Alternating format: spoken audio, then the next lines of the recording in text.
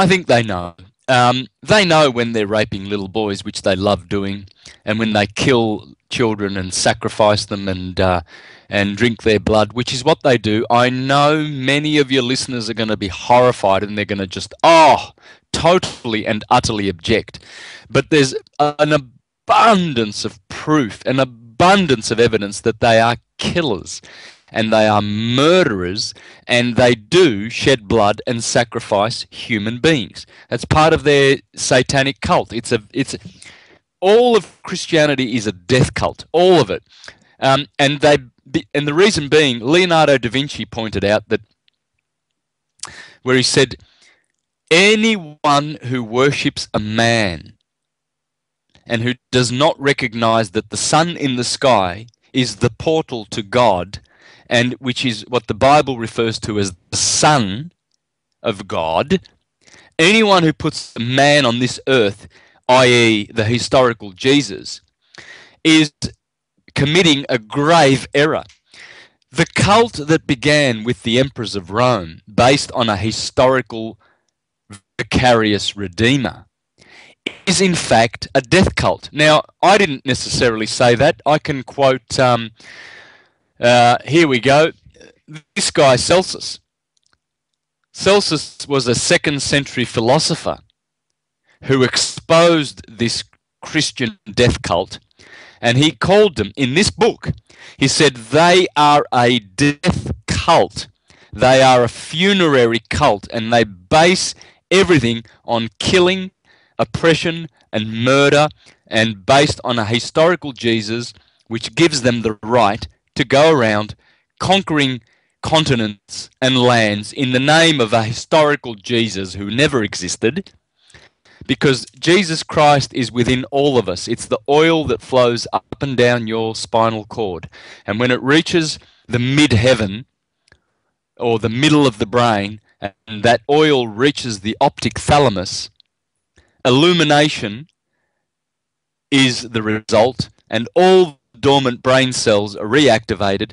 And these entities in Rome that Celsus exposed, and so did Porphyry, I will recommend some good books to your listeners right now so that they can get on the right track when it comes to this truth.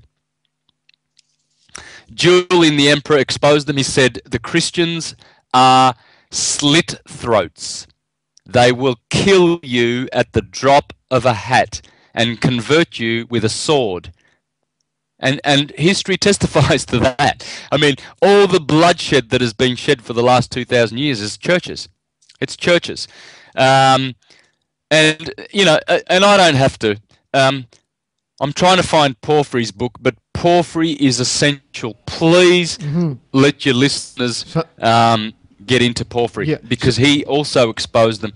This is 4th century, this is 2nd century, and Porphyry was 3rd century.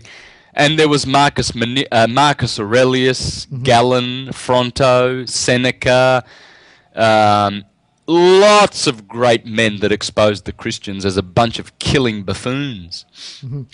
I'd like to read a little bit again from the Dark Satellite.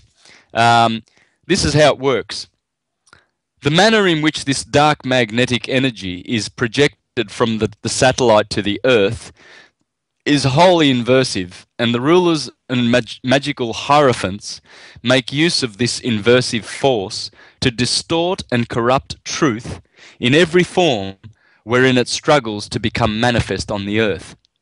The powers and influences attributed to certain races of the astrals by the authors of the perfect way belong in reality to the rulers and principalities of the dark satellite, who mercilessly distort every arcane truth into theological dogmas of partial error, causing it to assume to the human mind the delusive form of the externals of truth and logic.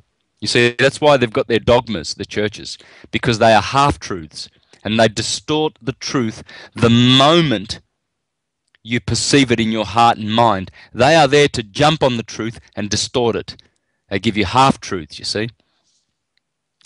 But the delusive form is, after all, only a very flimsy sophistry when subjected to the keen, searching eye of the soul.